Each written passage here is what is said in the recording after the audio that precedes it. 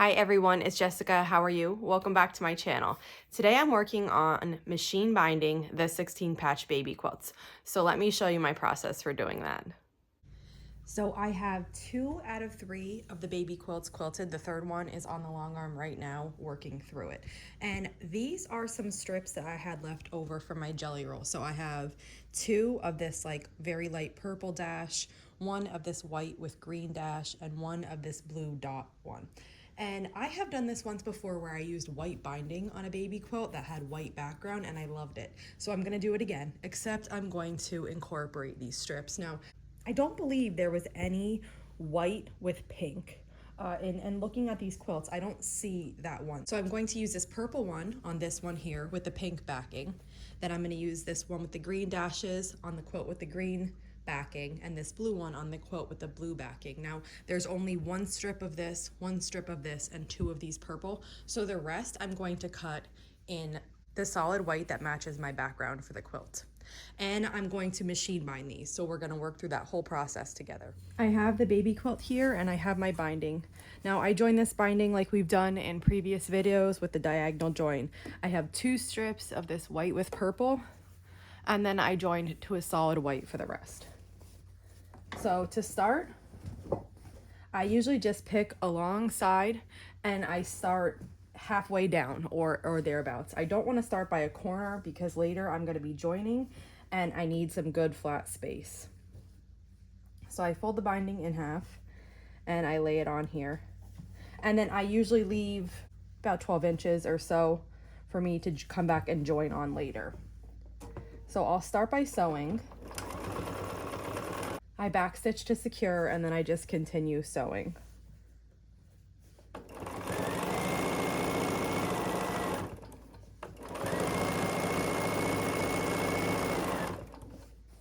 And I'm sewing this to the front, even though I'm going to machine bind. A lot of times that's done on the opposite, that if you're gonna machine bind, you would sew it to the back and then machine sew it to the front.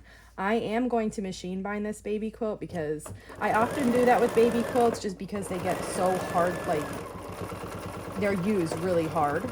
So I often machine bind my baby quilts and I always do it this way. I'm at a corner. So I stopped about 3/8 of an inch from the corner and I just need to, I come back, fold this diagonal so that it is directly in line with my corner, and then I fold it back the other way.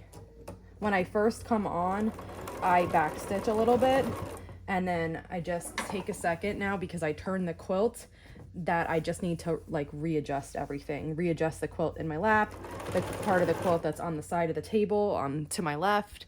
I just fix all of that. And then you just continue sewing.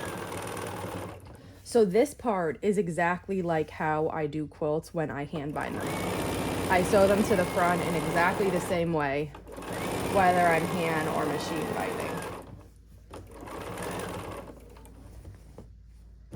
So I'll just continue sewing this on and I'll meet you back here when I'm ready to join the binding where we started.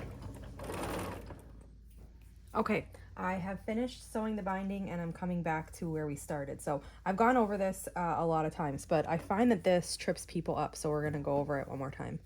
Of course, not the best. It's not my favorite when I have a join right where I'm ending, but we'll deal with it. So you want to, I have quite a big space here where I don't have the binding, so you just need to lay your binding flat. Make sure it's flat on the quilt and not bent at all. Now this part that's bent right here doesn't matter because I'm starting to measure from this flat area. And you're going to overlap, this is a selvage edge, I'm just gonna cut this off. You're going to overlap your binding the same amount as it is wide. So I'm using 2.5 inch binding. So I am going to overlap this 2.5 inches before I cut. So I have right now this piece lines up with the 7.5 on my ruler there that's at the bottom. So I'm gonna go down to the 5. And then I'm just going to cut it right at the 5. Then I'm going to take my binding, and the piece on the left just gets put right down, right side up. And the back, normally this binding is folded like this. It goes right side down on top of my other piece. And we are going to sew across this diagonal. Now I have my 1/4 inch foot.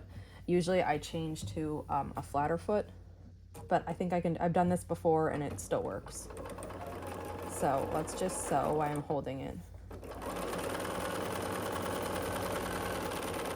Now before I cut this, I open the quilt back up and I make sure that everything is laying nicely and that I didn't have the binding accidentally turned and put on wrong. But you can see here that other than this, it's annoying where it's doubly joined. You won't even notice it once the quilt is finished and being used, but it's a little bit bulkier than normal. So you can see here that it fits really nice. It's not too tight, it's not too loose. It's exactly what it needs to be. So once it looks like that, I'm confident enough to cut this because I don't have to fix anything. So you cut that, leaving about 1/4 inch, and then you're gonna finish just sewing right along this edge to finish attaching this binding. So I just go back to where I left off. I overlap a little bit, I back stitch, and then now we'll just sew this on the rest of the way. So I finished attaching it to the front, and now I turned the quilt over, and I also changed my foot to 34D.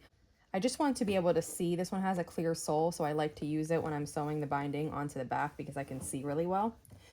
So if you see right here, see this seam line, that's where I sewed the binding on to the front of the quilt. So when you flip this over to the back, you just need to be past that seam line.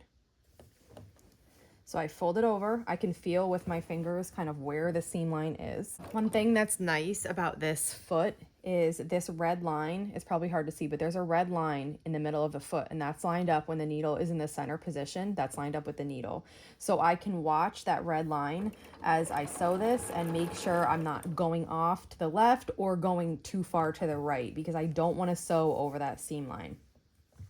And I kind of want to just stay right on the edge here. So I'm just going to sew this on just like this. Go as slow as you need. The first couple times I sewed binding like this, oh gosh, I was so bad. I was all over the place. I was stitching past this seam line so that you could see it on the front.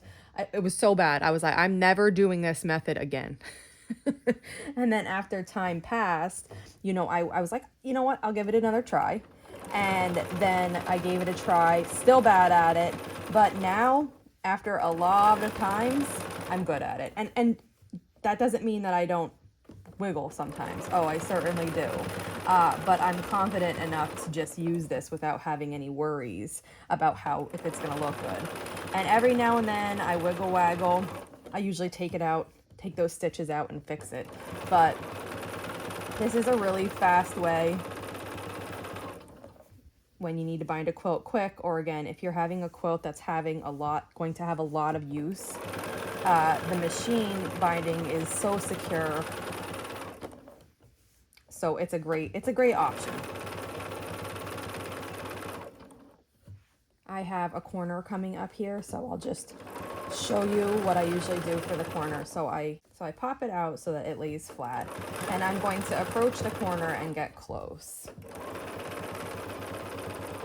Once I get close, like a little closer than here, but once I get close, I kind of lay it how I want it. So I'm going to lay this so that it's mitered. Once you have the corner how you like it on the back, you just hold that fold and just feed it under your machine. Now, and I wait till I get the needle in it. Like that stitch, I got the needle in the corner. So now I know that I can lift my presser foot and turn this to start sewing the other way. And if you're worried about your fingers getting close to the needle there, you can take a stiletto and do the same thing and just help feed it through. And then you just come back the other way and start sewing on this new edge.